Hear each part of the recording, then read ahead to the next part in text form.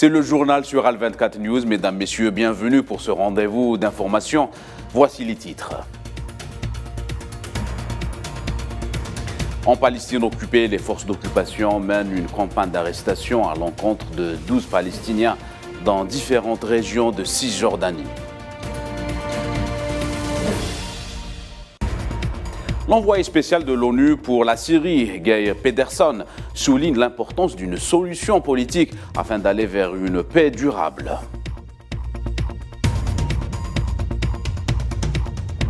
Et les tensions entre Paris et Berlin s'invitent au sommet des chefs d'État et de gouvernement de l'Union européenne. Face au Congrès américain, le numéro 1 de l'application TikTok défend son entreprise et présente ses engagements.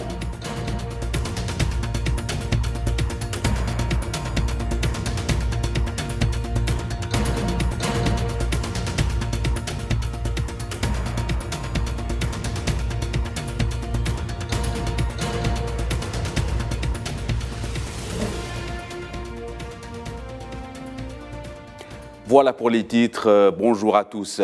25 milliards de dollars d'investissement et 10 milliards de dollars d'exportation à l'horizon 2040. La feuille de route de l'Algérie en matière d'hydrogène vert prend forme. Le pays cible également 10% de part de marché en Europe. Les avantages comparatifs du secteur énergétique algérien en la matière le placent parmi les meilleurs prétendants à un essor dans le segment de l'hydrogène. Les détails avec Khirdim Batache. Le développement de la filière hydrogène en Algérie fait l'objet d'un intérêt grandissant. Qu'elle soit verte, bleue ou grise, cette source d'énergie d'avenir est au cœur d'une stratégie visant à porter le volume des investissements dans l'hydrogène à l'horizon 2040 à 25 milliards de dollars. La feuille de route nationale a fait l'objet d'un atelier dédié à sa vulgarisation auprès des différents protagonistes du secteur énergétique en Algérie.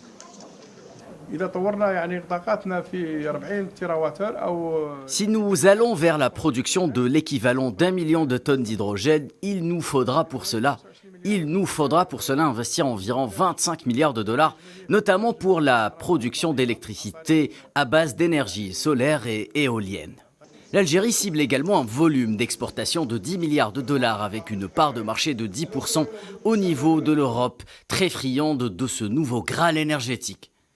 Les atouts dont dispose le pays le placent à vrai dire parmi les futurs leaders dans la production de cette matière. D'abord, le potentiel en matière d'énergie solaire apparaît comme l'avantage comparatif numéro 1 de l'Algérie. Elle permettra de fournir l'électricité nécessaire à l'opération de l'électrolyse, procédé utilisé pour générer de l'hydrogène vert.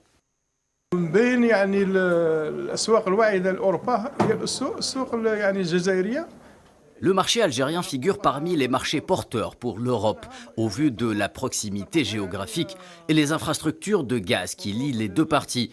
C'est pour cela que notre stratégie cible la production de l'équivalent d'1 million de tonnes d'hydrogène, une quantité qui représente 10% de part de marché des importations européennes.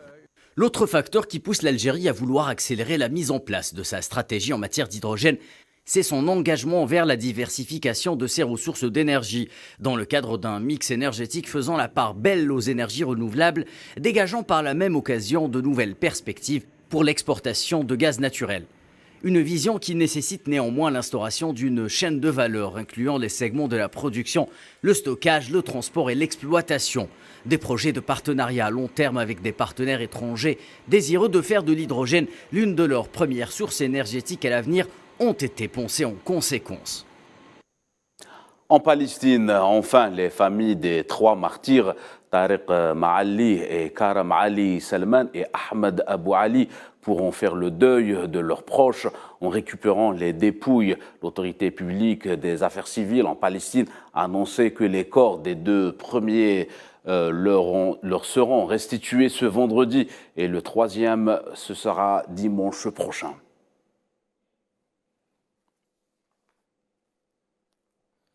Nous vous le disons en titre, 12 Palestiniens ont été arrêtés par les forces d'occupation sionistes dans différentes régions de Cisjordanie occupée, tandis qu'un enfant a été blessé par les forces de l'occupation. Dans le détail, 2 Palestiniens ont été arrêtés à Bethléem et à Jenin, 3 autres à Al-Khalil et 1 à Tolkaram, 2 autres frères à Al-Quds occupés et 3 ressortissants à Naplouse, ainsi qu'un dernier ressortissant a été arrêté à Ramallah.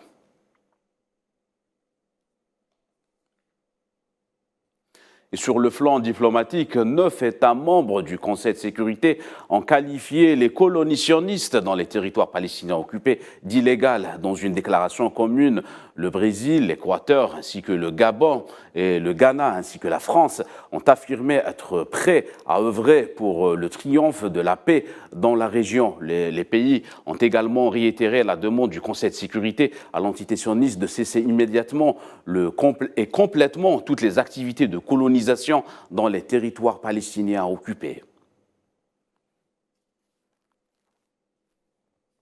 Toujours au Moyen-Orient, l'émissaire de l'ONU pour la Syrie, Geir Pedersen, a souligné la nécessité de maintenir le calme sur le terrain, estimant qu'une solution politique est la seule voie à suivre pour instaurer une paix durable dans le pays. Devant le Conseil de sécurité de l'ONU, l'émissaire onusien Geir Pedersen a indiqué que la période qui a suivi le tremblement de terre a été témoin de signes de calme et d'une relative cessation de la violence dans la plupart des régions. Pendant un moment, il a semblé que l'impossible était devenu possible car toutes les parties sur tous les fronts se sont largement abstenues d'hostilité. C'est ce qu'a déclaré l'émissaire onusien. Et le secrétaire général de l'ONU, Antonio Guterres, a exprimé son inquiétude au sujet d'un raid aérien de l'occupation sur l'aéroport d'Alep en Syrie.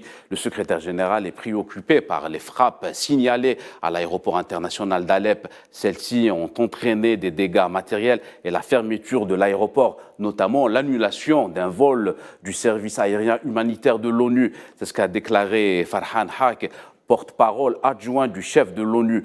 Le secrétaire général a poursuivi. Le porte-parole exhorte toutes les parties à respecter leurs obligations en vertu du droit international. Crise en Libye, l'administration Biden travaille activement au rétablissement d'une présence diplomatique dans le pays. C'est ce qu'a déclaré le secrétaire d'État Anthony Blinken aux sénateurs américains.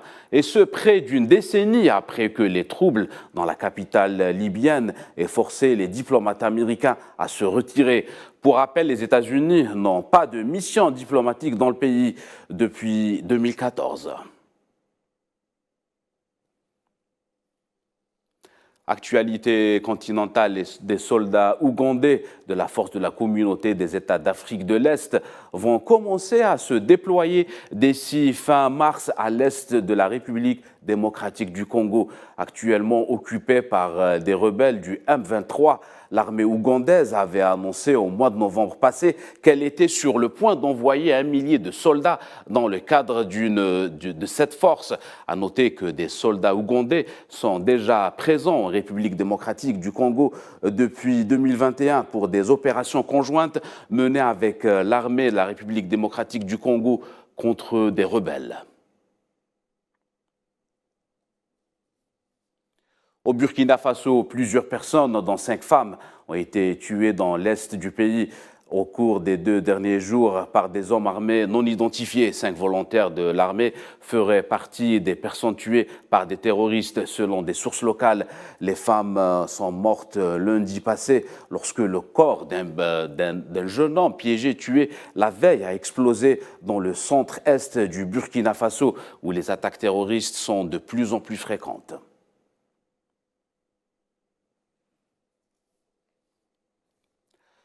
Le gouvernement éthiopien a nommé un responsable du Front de libération du peuple du Tigré à la tête du gouvernement régional par intérim dans la région. Une nomination qui intervient quelques jours après l'accord de paix entre le groupe rebelle et le gouvernement fédéral d'Addis Abeba.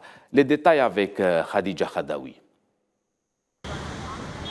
Les signes d'apaisement se poursuivent en Éthiopie. Le Premier ministre Ahmed Abiy vient de nommer Un membre décidant du Parlement de libération du peuple du Tigré, Reda Getachew, président par intérim de la région du Tigré. Reda Getachew, un nom connu dans le paysage politique éthiopien en général, tigréen en particulier, puisqu'il a déjà occupé le poste de ministre de la Communication et porte-parole du gouvernement fédéral. Et ce, du temps où son parti, TPLF, était au pouvoir. Et d'ailleurs, depuis l'accord, les combats ont cessé, les services de base ont commencé à être rétablis au Tigré et les accès à la région rouverts. Pour rappel, en novembre 2020, les rebelles du Tigré ont lancé une offensive contre le gouvernement fédéral pour exprimer leur désaccord avec les réformes du Premier ministre d'Ahmed Abiy. Des réformes qui visent notamment à mettre fin au fédéralisme éthique adopté par le pays lorsque le TPLF était au pouvoir.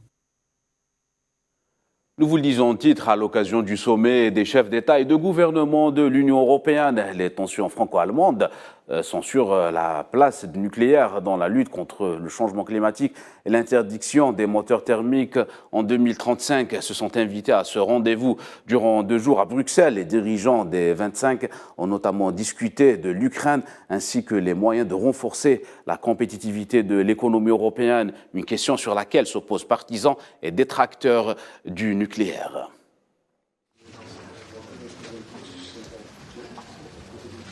Les moteurs à combustion n'étaient pas à l'ordre du jour du Conseil européen. Vous savez bien sûr que des pourparlers sont en cours entre la Commission, représentée par le vice-président exécutif Frans Timmermans, et son homologue allemand, le ministre des Transports. Les négociations progressent, les 2 parties ont la volonté de résoudre ce problème.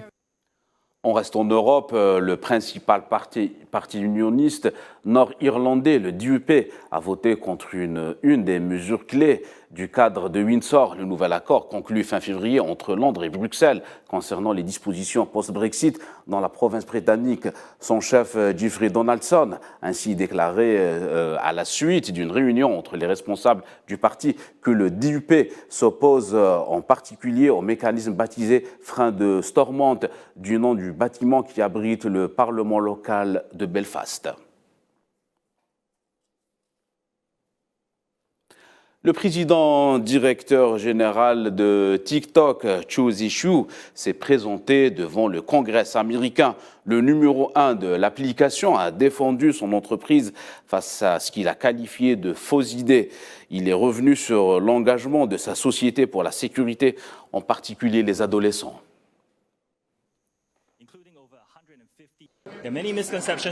Il y a beaucoup d'idées fausses sur notre entreprise. Je suis fier de venir ici et de les représenter, ainsi que tous nos utilisateurs ici dans ce pays. Maintenant, nous allons prendre 4 engagements envers ce comité aujourd'hui et tous nos utilisateurs de ce pays. Nous allons donner la priorité à la sécurité, en particulier pour les adolescents, et nous allons en faire une priorité absolue pour nous. Voilà, c'est la fin de cette édition. L'actualité continue sur Al 24 News. Excellent après-midi à tous.